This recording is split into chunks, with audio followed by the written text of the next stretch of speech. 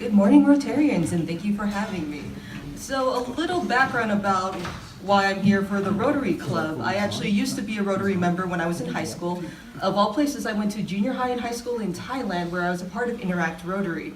And when I moved back here stateside, one of my coworkers found out what I did, and her husband was a member of the Sierra Madre Rotary Club. So this isn't the first time I've spoken for a Rotary Club, but it's very near and dear to my heart. So thank you for all the work that you do. The communities are very touched by your generosity and your time.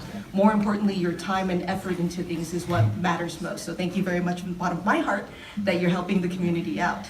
And as Sharon said, I do have a degree in kinesiology. Somebody asked what that was. It was the precursor to physical therapy.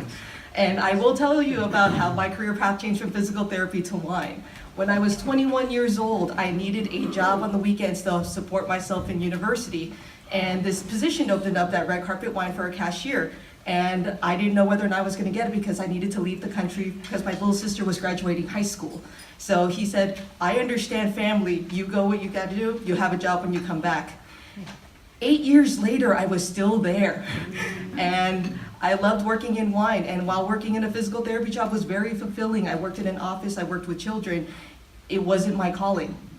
I didn't want to be in an office all day long because I didn't get to see everybody that I wanted to see. I didn't get to talk to everybody that I wanted to talk to. And being in the store with customer service is where I excelled.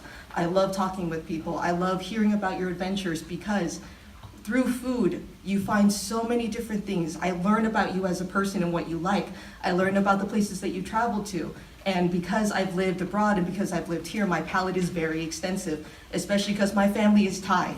Have you ever tried to try food when it's that spicy and try to get all those flavors? Because I have that background, I can taste so many different things. So it started when I was 21, and I was in the wine bar. We were tasting French wines. I'll never forget it, 2000 Bordeaux, where they asked me to try it out because they wanted an amateur palate to see how things would taste. And in one of the wines I tried, I said, I taste violet. It's like, how do you know what a violet tastes like? I said, last week my roommate goes to the Culinary Institute and she made violet cupcakes. And I said, people train for years to know what the nuances and the background flavors are in wine. You're barely 21 and you can taste violets. I said, that's not all I taste. I taste a little bit of mushroom, I taste a little bit of cinnamon, and it just blew his mind. So from then on, they taught me how to be a wine taster. They gave me words to my descriptions. So now I am a walking poet because of wine descriptions. So after Red Carpet Wine closed down, sadly, or when it was about to close down, I actually put in my 2 weeks notice. I was graduating CSUN, and I was very happy, didn't know what I was gonna do for the rest of my life until 24 hours later, I get a phone call. Hey, we heard you quit your job. Are you looking for another one? It was the week before Thanksgiving, and I thought, you know, I need to buy Christmas presents. I might need a job for that. So, sure, I'll come in for an interview. I was all the way out in Northridge. I was in sweatpants and flip-flops. I rummaged through my car, threw on a sports coat, put my hair in a little bun, went to Mission Wine and Spirits over in Pasadena, Washington. And within 30 minutes of my interview and 30 minutes driving home, they gave me an offer I couldn't refuse. So now I am at Mission Wine and Spirits as their wine coordinator while I'm trying to figure out whether or not I still want to pursue my physical therapy degree or stay in the wine industry. Either way, I'm perfectly happy where I am, and I can move on from there if I so choose. So for the wine industry, people wanted to ask me questions about, you know, how has it changed throughout the years, especially because I've been so involved with it. I've been involved with it for over 12 years now. It has changed tremendously because I saw it at the peak, I saw it at its lowest, and it's slowly rising again. So during the recession when it hit was the hardest that I'd have seen. People weren't buying what they used to buy. And that movie Sideways did a number on Merlot, let me tell you. By the way, the irony of that movie for everybody who's in the wine industry, when Paul Giamatti's sitting in that restaurant with a foam cup and that wine in his hand, that wine was 100% Merlot, and nobody noticed that except for people in wine. So people thought Merlot was a bad grape. Some of the best wines in the world are Merlot based, 100%, 95%, all from Lafite, Mouton. They're all Merlot, you guys. So think about that next time. So now people have asked, so I was gonna do this whole, like from when I started to now about the wine industry, but the past few weeks, all anybody could ask me about is those fires that have been happening in Sonoma County and Napa County. I was there the week before the fire started, so I can say with assurance, the wines for 2017 were already, 90% was already harvested for Sonoma County, about 80% was already harvested for Napa, so those wines are actually safe. So 2017 is gonna be fine. What's not gonna be fine are the vineyards whose houses and their storage facilities for their 2015 and 2016 wines. Some of them were still in barrels, or some of them were still in bottles. One of the most heartbreaking pictures I saw was from Signorello Vineyards up in Sonoma. Their entire vineyard was just absolutely obliterated. But to give you the scope of how bad those fires were, the bottles were morphed. And the bottom, you see a perfect circle, it was all caved in. That's how hot the fires were. And people were asking, like, well, how does that happen? Winds were blowing at minimum 20 miles per hour in the middle of the night. Those embers flew. And because those embers flew, they touched, anything it touched was gonna go ablaze. That's why the fires reached as far as it did. It was in the middle of the night, nobody could prepare for it, and it was just really unfortunate. There was no rains going on, which was a perfect it was a perfect harvest, then there was a fire. So if you can, please still go visit wine country, support them. That's what they want. Don't cancel your plans. Not till November 15th. After that you can go. Yeah, totally after that you're fine. But please don't cancel your trips. They need the support. They need the tourism. They need the visits. That's what's going to help them build up. So the next question for me was, well, what happens when there's a fire like that? They've had contingency plans going for as far back as you can remember. There's always a natural disaster. There's always a flood. There's always a hail. There's always something. In our state, fires and earthquakes. Those are the two things that those vineyards are prepared for. So the firefighters, God bless them, they did an amazing job. They kept a lot of the vineyards safe. Some of the people lost, a lot of people lost their homes, but they were happy that they still had a job to go to. So those firefighters did everything they could to save the vines and to save the storage houses. And some of the tasting rooms, they're a little worse for wear, but I'm pretty sure you set a table out somewhere and bottles of wine, people will come running. So it helps out a lot.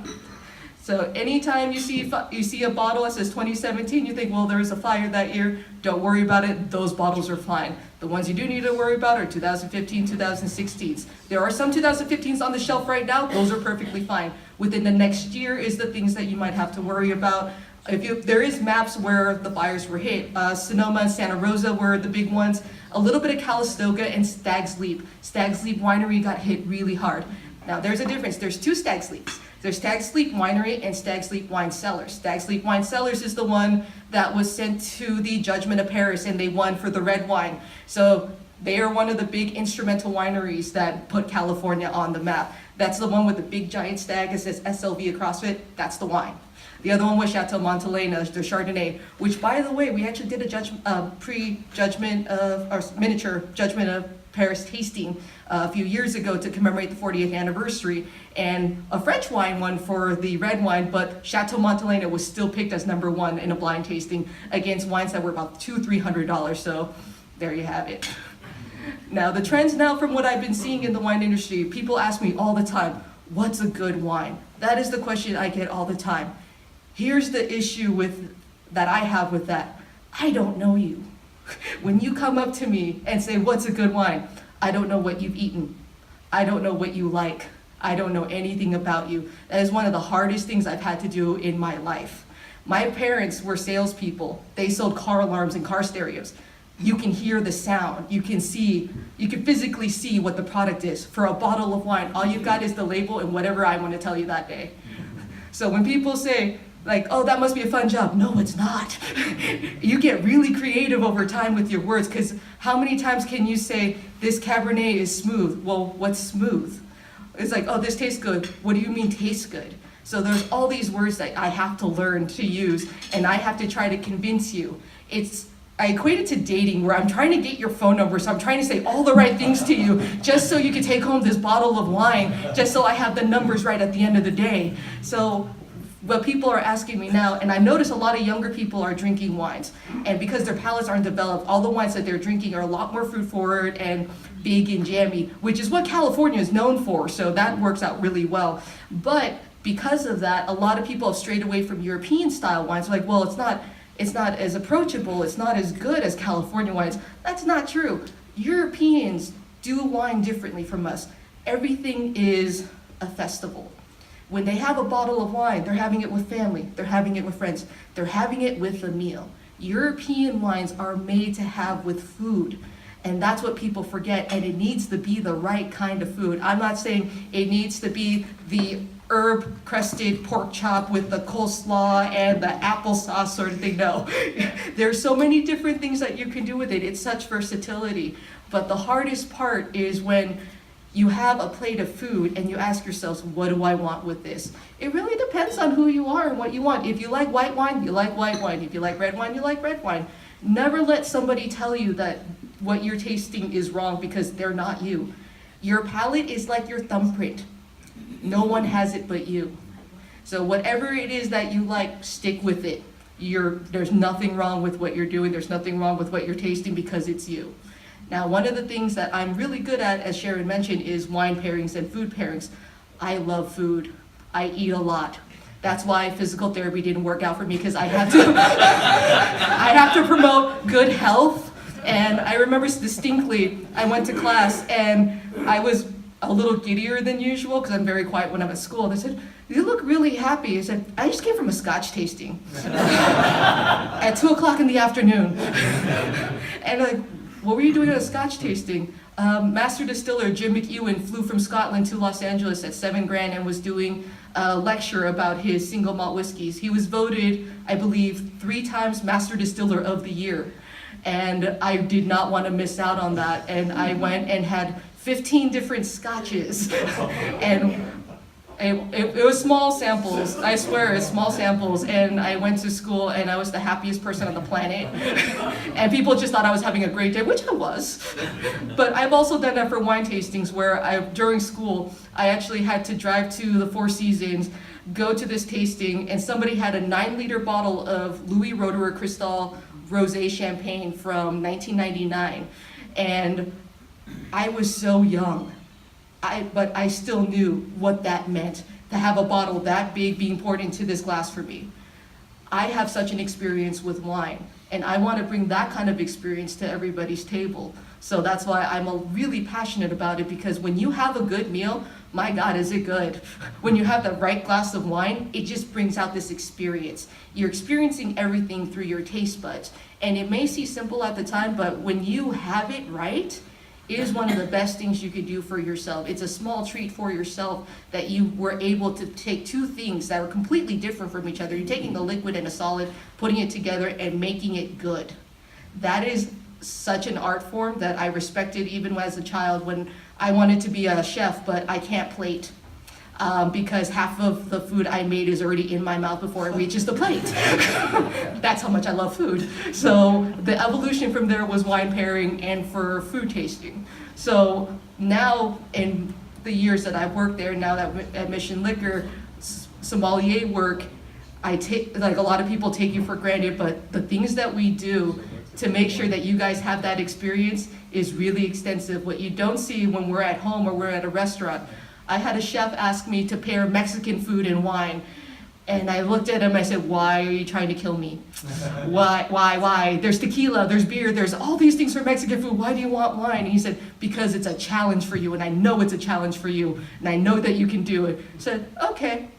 3 days straight, I had Mexican food, lunch and dinner, Mexican food, just to try to figure out what he wanted me to pair with. One of the hardest things I've ever had to pair was nopales. And if you're not familiar with nopales, it is cactus.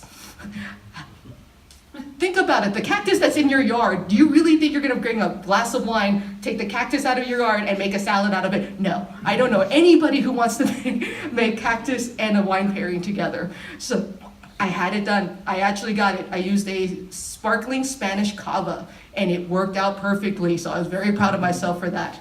Now, the most recent difficult challenge I had wasn't a food and wine pairing.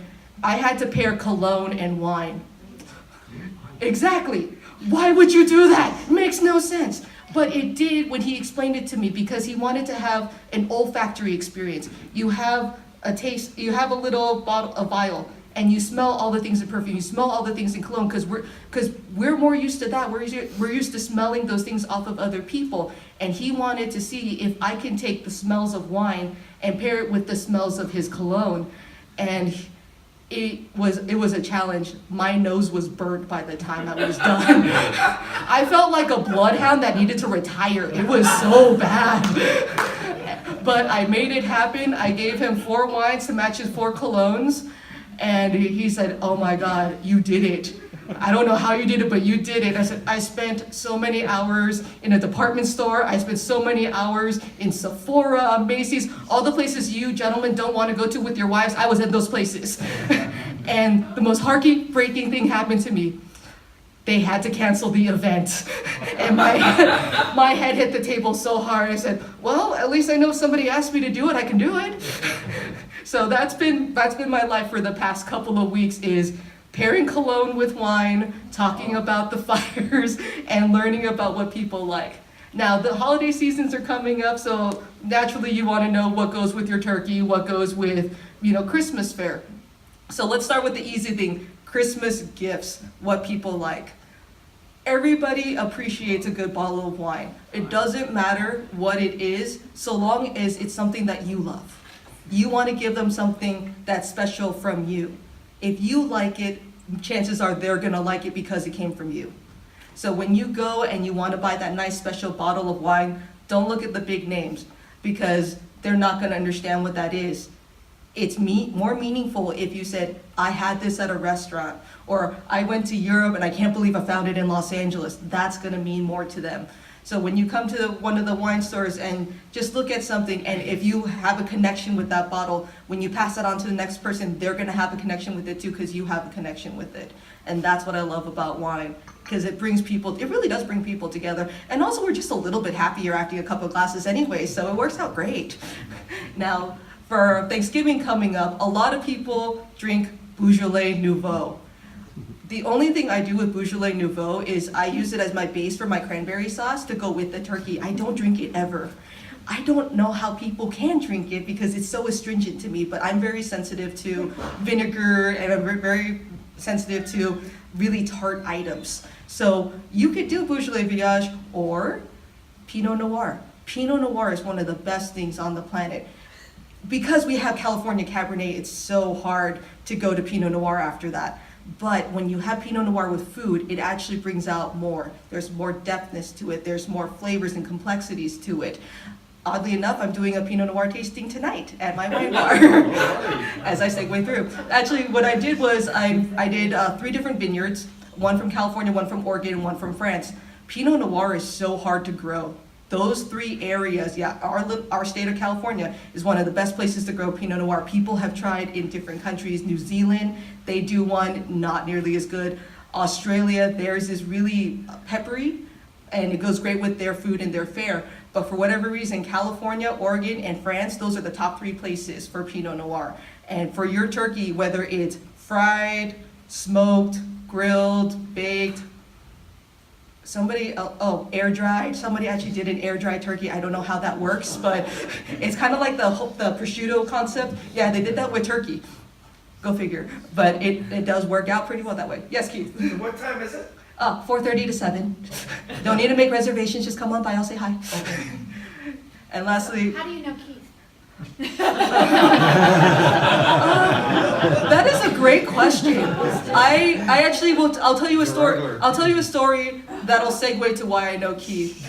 I was born and raised in La Crescenta, so I am very much a local here. But being in high school in Thailand, I met students from all over the world that we all just happened to end up in Bangkok, Thailand, and go to the same school. Now, flash forward to about 13 years, where I meet this Australian man who's the vice president of Piper Heidsieck Champagne Company. And I stare at him and he goes, "What's wrong?" I said, "What is an Australian man being the vice president of a French wine company?" He said, "It's a long story, but I lived in Asia. I was the representative for Moet Hennessy down there, and I've lived in Singapore and Malaysia before I went over." I said, "Oh, I lived in Thailand." So this man who's Australian, who works for a French company, who lived in Malaysia, has a son who's exactly my age and happens to be a friend of mine. And we met in Pasadena, California.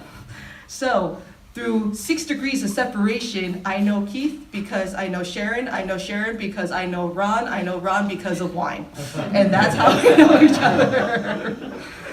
But it's also I've learned in the Glendale community, it is a very, very small world. We all run into each other eventually. So I try to be on my best behavior as much as possible. Does it work all the time? I really don't know. I haven't seen the video footage of it yet, but hopefully it works out well. So while I'm here, anybody have any questions about the wine industry or burning questions that you've had about wine in general? Have you tried Fritz wine? Yes, I have. Oh, he's right there. No.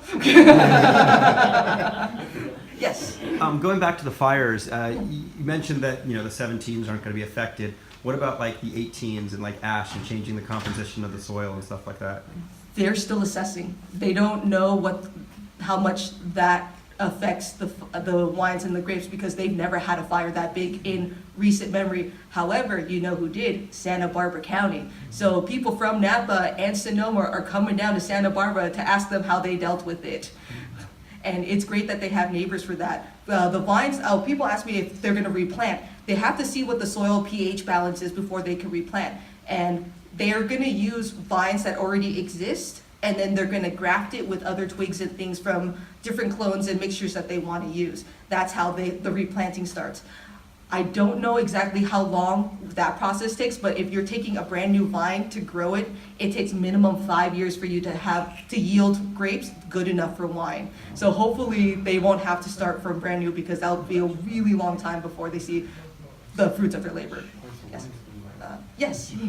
I saw a fascination sometime in the store that a lot of wine buyers, they always look at European wines, Yeah. especially when it is French wine. Mhm. So, but I saw another thing, price-wise, California wine seems to be a little higher up than compared to those French wines or so.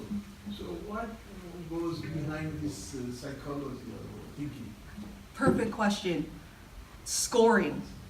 There's this man named Robert Parker Jr. who scores wines. He can make or break you, which I think is totally wrong. It's one man.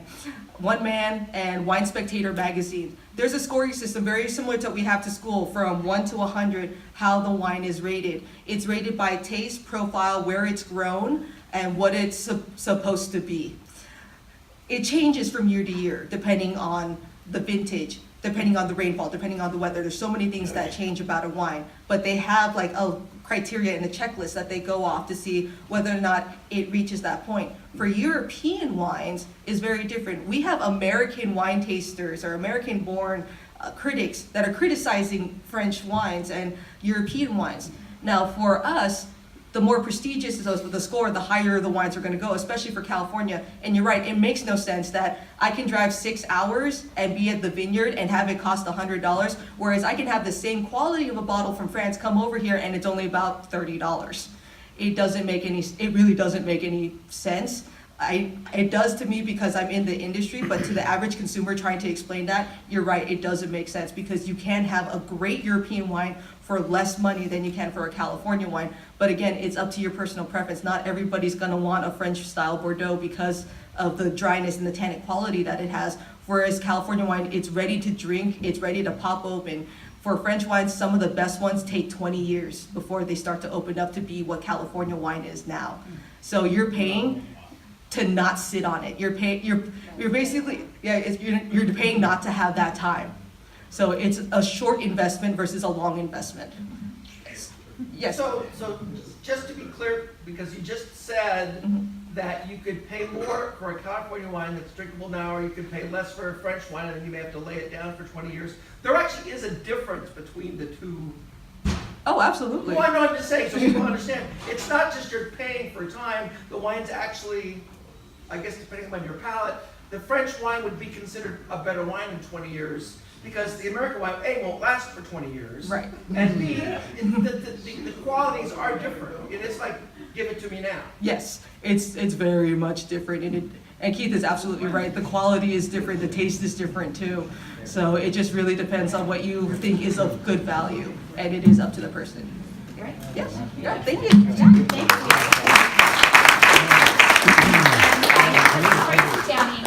This is just a thank you gift from our club. You heard our theme about good is the new cool. Yes. And it just talks about the choices we make have impact not only here, but around the globe of the good work we do. So because you are here today, this is a bracelet from a woman that is raising her family out of poverty. So you actually are able to move it forward. Our 4-way test is on the one side, a little thank you note on the other. So thank you for being here. Thank you so much for having me. It's really nice to meet you. Thank Thank you. you all.